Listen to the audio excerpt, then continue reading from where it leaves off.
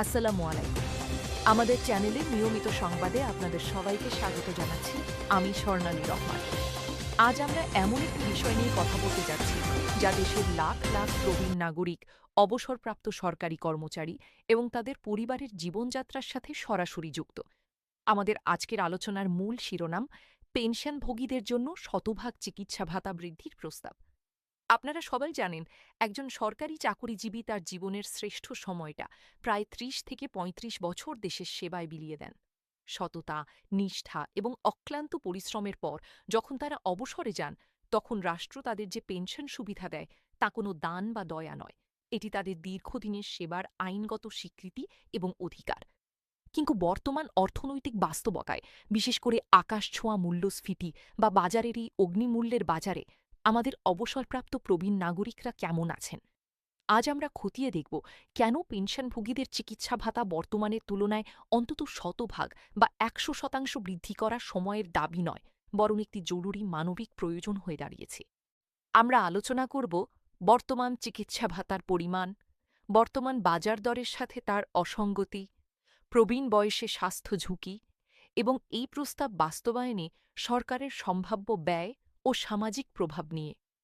আশা করি পুরো সময়টা আপনারা আমাদের সাথেই থাকবেন এবং কমেন্ট সেকশনে আপনার মূল্যবান মতামত জানাবেন।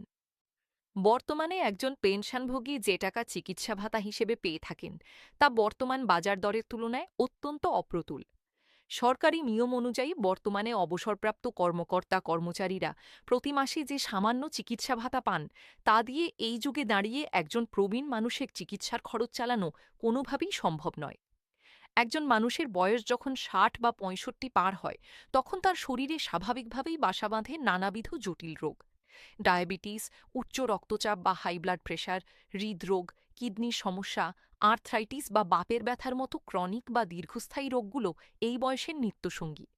একজন ভালো বিশেষজ্ঞ ডাক্তার দেখাতে গেলেই এখন মোটা অঙ্কের ফি লাগে। এর উপর রয়েছে ডায়াবেটিস এবং প্রেশারের নিয়মিত ও মানসম্মত ওষুধের খরচ, যা কিনতে প্রতি মাসে হাজার হাজার টাকা চলে যায়। পাশাপাশি প্রতি ৩ মাস বা ৬ মাস পর পর রক্তের পরীক্ষা, ইসিজি বা অন্যান্য রুটিন চেকআপের জন্য আরও অতিরিক্ত অর্থের প্রয়োজন হয়। তাহলে যে মানুষটি নামমাত্র ভাতা পাচ্ছেন, তার বাকি টাকাটা কোথা থেকে আসবে? পেনশনের মূল টাকা থেকেই যদি সিংহভাগ ওষুধের পেছনেই চলে যায়, তবে তারা খাবেন কি আর সংসার চালাবেন কিভাবে? এখানেই তৈরি হচ্ছে এক বিশাল সামাজিক ও অর্থনৈতিক বৈষম্য। অনেকে প্রশ্ন তুলতে পারেন, হঠাৎ করে শতভাগ বা দ্বিগুণ বৃদ্ধির প্রস্তাব কেন করা হচ্ছে?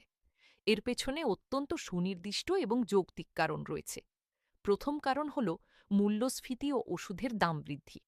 গত কয়েক বছরে জীবনযাত্রার ব্যয় যেভাবে বেড়েছে, তার চেয়েও বহুগুণ বেড়েছে জীবন রক্ষাকারী ওষুধের দাম। কোনো কোনো ওষুধের দাম প্রায় ৫০% থেকে ৮০% পর্যন্ত বৃদ্ধি পেয়েছে। এর সাথে যোগ হয়েছে বেসরকারি হাসপাতাল ও ডায়াগনস্টিক সেন্টারগুলোর চড়া ফি। দ্বিতীয় কারণ হল সরকারি হাসপাতালের সীমাবদ্ধতা। কাগজে কলমে বলা হয় সরকারি হাসপাতালে বিনামূল্যে চিকিৎসা পাওয়া যায়, কিন্তু বাস্তব চিত্র আমরা সবাই জানি। সরকারি হাসপাতালে ঘণ্টার পর ঘণ্টা লাইনে দাঁড়িয়ে থাকা একজন ৭০ বছরের বৃদ্ধের পক্ষে অসম্ভব। আবার অনেক জরুরি ওষুধ বা টেস্ট সরকারি হাসপাতালে সময়মতো পাওয়া যায় না, যা বাধ্য হয়ে বাইরে থেকে চড়া দামে করাতে হয়। তৃতীয় কারণ হল বয়সের সাথে সাথে চিকিৎসা ব্যয়ের জ্যামিতিক বৃদ্ধি। তরুণ বয়সে একজন মানুষের হয়তো বছরে একবারও ডাক্তারের কাছে যেতে হয় না, কিন্তু প্রবীণ বয়সে প্রতিটা দিনই ওষুধের উপর নির্ভর করতে হয়। তাই চিকিৎসা ভাতাকে সাধারণ ভাতার সাথে তুলনা করলে চলবে না। এটিকে একটি বিশেষ ক্যাটাগরিতে দেখতে হবে। শতভাগ বৃদ্ধি করা হলে বর্তমান ভাতা বেড়ে দ্বিগুণ হবে, যা বর্তমান বাজারে অন্তত ন্যূনতম ওষুধের খরচ মেটাতে সক্ষম হবে। আমরা যদি বিশ্বের অন্যান্য দেশের দিকে তাকাই, বিশেষ করে কল্যাণকামী রাষ্ট্র বা উন্নত দেশগুলোতে, সেখানে প্রবীণ নাগরিকদের চিকিৎসার সম্পূর্ণ দায়িত্ব রাষ্ট্র বহন করে। ইউনিভার্সাল হেলথ কেয়ার বা সার্বজনীন স্বাস্থ্যসেবার আওতায় প্রবীণদের ওষুধ ও চিকিৎসা বিনামূল্যে দেওয়া হয়। আমাদের প্রতিবেশী দেশগুলোর দিকে তাকালেও দেখা যাবে, সেখানেও অবসরপ্রাপ্ত কর্মচারীদের স্বাস্থ্য সুরক্ষায় বিশেষ স্কিম বা ক্যাশলেস মেডিকেল সুবিধা রয়েছে। যেমন ভারতে কেন্দ্রীয় সরকার স্বাস্থ্য স্কিমের মাধ্যমে পেনশনভোগীরা অত্যন্ত নামমাত্র মূল্যে বা বিনামূল্যে মানসম্মত চিকিৎসা পেয়ে থাকেন। তাহলে আমাদের দেশে কেন এই পিছিয়ে থাকা? বাংলাদেশ অর্থনৈতিকভাবে এগিয়ে যাচ্ছে, আমাদের জিডিপি বাড়ছে, মাথাপিছু আয় বাড়ছে। তাহলে বিশ্বের এই উন্নয়নের সুফল কেন প্রবীণ নাগরিকরা পাবেন না? কেন জীবনের শেষ ভাগে এসে তাদের চিকিৎসার টাকার জন্য সন্তান বা অন্যের মুখাপেক্ষী হয়ে থাকতে হবে? এটি তাদের আত্মসম্মানে আঘাত করে। তাই আন্তর্জাতিক মানদণ্ড ও প্রতিবেশী দেশগুলোর নীতি অনুসরণ করে আমাদেরও চিকিৎসা ভাতা দ্বিগুণ করা উচিত। চিকিৎসার অভাব কেবল শারীরিক ক্ষতি করে না, এটি একজন মানুষের মানসিক স্বাস্থ্যের ওপরও মারাত্মক নেতিবাচক প্রভাব ফেলে। একজন পেনশনভোগী যখন দেখেন যে তার পেনশনের টাকা দিয়ে নিজের ওষুধের খরচ মিলছে না, তখন তার মধ্যে এক ধরনের অপরাধবোধ ও মানসিক বিষণ্ণতা তৈরি হয়। তিনি ভাবতে শুরু করেন যে তিনি পরিবারের ওপর একটা বোঝা হয়ে গেছেন। এই মানসিক চাপ প্রবীণদের শারীরিক অবস্থাকে আরও দ্রুত অবনতির দিকে ঠেলে দেয়। একটি সভ্য সমাজের পরিচয় মেলে সেই সমাজ তার শিশু এবং প্রবীণদের কিভাবে টেক কেয়ার করছে তার ওপর। পেনশনভোগীদের চিকিৎসা ভাতা শতভাগ বৃদ্ধি করা হলে তারা মানসিকভাবে অনেক বেশি সুরক্ষিত বোধ করবেন। তারা জানবেন যে অন্তত নিজের ওষুধের খরচের জন্য তাদের কারো কাছে হাত পাততে হবে না। এটি তাদের মধ্যে একটি আত্মতৃপ্তি এবং মর্যাদাবোধ ফিরিয়ে দেবে, যা যে কোনো ওষুধের চেয়েও বড় কাজ করে। এবার আসা যাক সবচেয়ে গুরুত্বপূর্ণ প্রশ্নে। সরকার যদি এই শতভাগ চিকিৎসা ভাতা বৃদ্ধির প্রস্তাব মেনে নেয়, তবে বাজেটে এর কী ধরনের প্রভাব পড়বে এবং এই অতিরিক্ত অর্থ কোথা থেকে আসবে? অনেকে মনে করতে পারেন এতে সরকারের ওপর বিশাল আর্থিক বোঝা চাপবে। কিন্তু অর্থনীতিবিদদের বিশ্লেষণ বলছে ভিন্ন কথা। প্রথমত, অর্থের পুনঃসঞ্চালন। পেনশনভোগীদের দেওয়া এই অতিরিক্ত অর্থ কিন্তু ব্যাংকে জমে থাকবে না।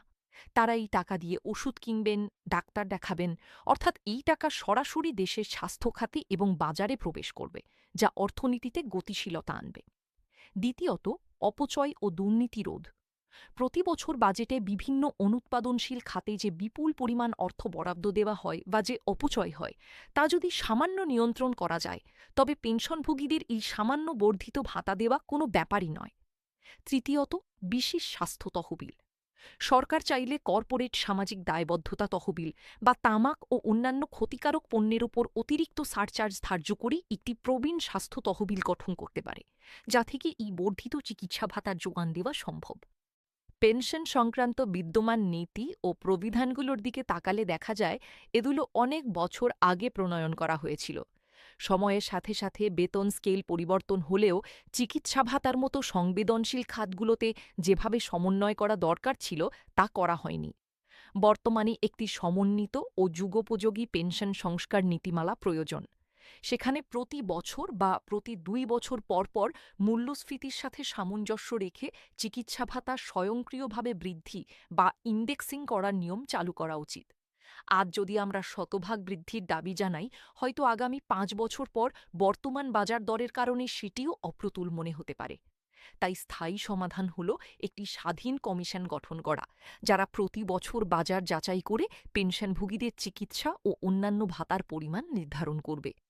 এই আন্দোলনের সাথে দেশের সাধারণ নাগরিক সমাজ, বুদ্ধিজীবী এবং প্রবীণ কল্যাণ সংগঠনগুলো একাত্মতা প্রকাশ করেছে। বিভিন্ন সেমিনারে বক্তারা বারবার বলছেন যে প্রবীণদের অবহেলা করে একটি রাষ্ট্র কখনো টেকসই উন্নয়ন লক্ষ্যমাত্রা অর্জন করতে পারে না। আমরা যদি কয়েকজন অবসরপ্রাপ্ত কর্মচারীর বাস্তব জীবনের গল্প শুনি, তবে বুক কেঁপে উঠবে। অনেকেই আছেন যারা টাকার অভাবে প্রয়োজনীয় হার্টের অপারেশন করাতে পারছেন না। অনেকে প্রেশার, ডায়াবেটিসের ওষুধ নিয়মিত না খেয়ে একদিন পর পর খাচ্ছেন খরচ বাঁচানোর জন্য। এটি অত্যন্ত হৃদয় বিদারক। একজন মানুষ দেশের জন্য জীবন পার করে দেওয়ার পর জীবনের শেষ প্রান্তে এসে এমন নির্মম বাস্তবতার মুখোমুখি হবেন, তা কোনোভাবেই কাম্য নয়। তাই এই শতভাগ বৃদ্ধির প্রস্তাব কেবল একটি দাবি নয়, এটি দেশের বিবেকবান মানুষের আকুল আবেদন। আমরা আমাদের আলোচনার একেবারে শেষ প্রান্তে চলে এসেছি। আজ আমরা বিস্তারিতভাবে বিশ্লেষণ করার চেষ্টা করেছি কেন পেনশনভোগীদের চিকিৎসা ভাতা শতভাগ বৃদ্ধি করা যৌক্তিক, প্রয়োজনীয় এবং বাস্তবায়নযোগ্য। আমরা সরকারের নীতি নির্ধারক মহল, বিশেষ করে অর্থ মন্ত্রণালয় এবং সংশ্লিষ্ট কর্তৃপক্ষের প্রতি বিনীত অনুরোধ জানাতে চাই, আসন্ন বাজেট বা বিশেষ এক্সিকিউটিভ আদেশের মাধ্যমে এই প্রস্তাবটি গুরুত্বের সাথে বিবেচনা করুন। প্রবীণদের মুখে হাসি ফোটানো, তাদের শেষ জীবনটাকে একটু স্বস্তিদায়ক করা আমাদের সবার নৈতিক দায়িত্ব। আপনারা যারা এতক্ষণ ধরে এই ভিডিওটি দেখলেন, আপনাদের সবাইকে অসংখ্য ধন্যবাদ। এই ছিল এখনকার মতো আমাদের সর্বশেষ সংবাদ। পরবর্তী সংবাদ দেখার আমন্ত্রণ জানিয়ে আপনাদের কাছ থেকে এখানেই বিদায় নিচ্ছি। এতক্ষণ আমাদের সাথে থাকার জন্য ধন্যবাদ। দেশ বিদেশের সব খবর সবার আগে পেতে চোখ রাখুন আমাদের চ্যানেল। ভিডিওটি তথ্যবহুল মনে হলে একটি লাইক দিন এবং আমাদের চ্যানেলটি সাবস্ক্রাইব করে পাশে থাকুন। আজ এই পর্যন্তই। দেখা হবে পরবর্তী কোনো বিশেষ প্রতিবেদনে। সচেতন থাকুন, ভালো থাকুন।